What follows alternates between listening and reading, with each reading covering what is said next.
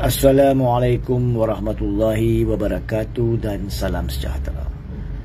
Malaysia kini bertarikh 27 Mac 2023 bertajuk Mahkamah Rayuan izinkan Zahid dapat semula pasport telah melaporkan yang antara pentingnya adalah Mahkamah Rayuan telah membenarkan pasport antarabangsa Zahid Hamidi untuk dilepaskan secara kekal dalam pegangan Zahid Hamidi.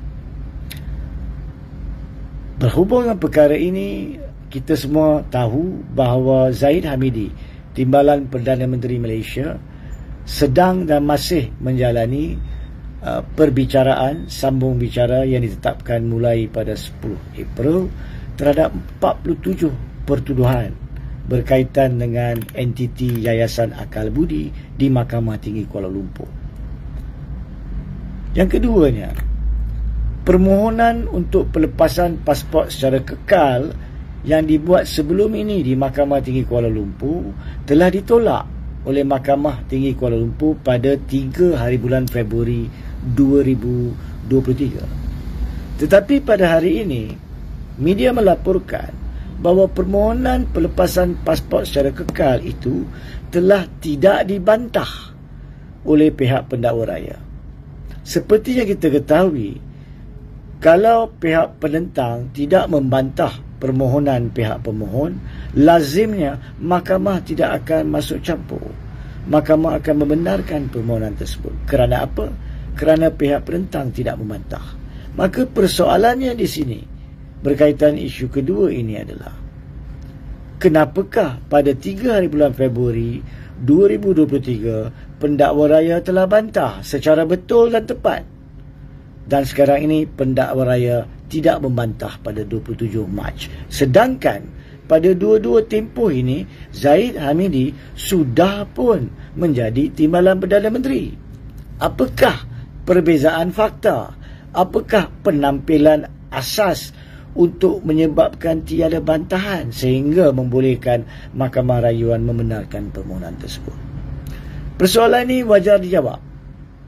Tanpa jawapan yang betul dan tepat serta telus, ianya akan menampilkan persepsi negatif lanjutan, iaitu pejabat peguam negara kononnya mengamalkan Undang-Undang 2 Darjat, iaitu satu undang-undang untuk orang biasa, di mana permohonan pelepasan pasport akan dibenarkan tanpa bantahan dari masa ke semasa jika alasan itu kukuh.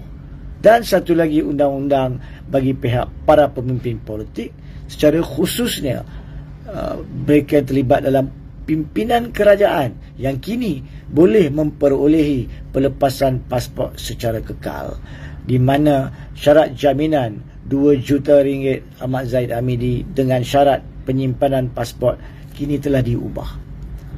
Ini amat penting. Ini perlu dijelaskan. Ya. Dan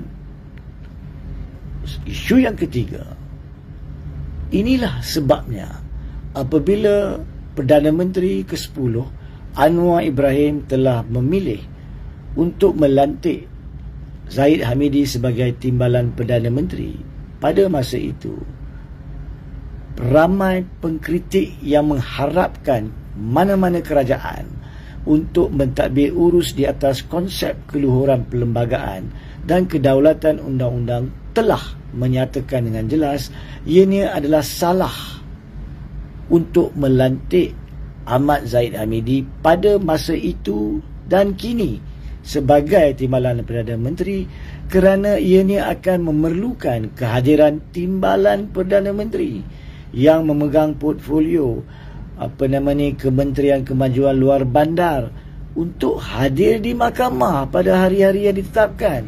Bagaimanakah beliau boleh fokus untuk bertugas dengan efisien sebagai seorang menteri dalam kerajaan yang mengatakan mereka ingin reformasi?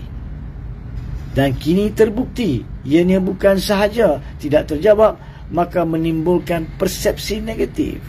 Adakah lantikan Zahid Hamidi sebagai Timbalan Perdana Menteri mengakibatkan Pejabat Peguam Negara tidak membantah yang menghasilkan pasport antarabangsa Zaid Hamidi dilepaskan secara kekal. Walhal beliau bukan pun Menteri Antarabangsa atau Menteri Luar Negara.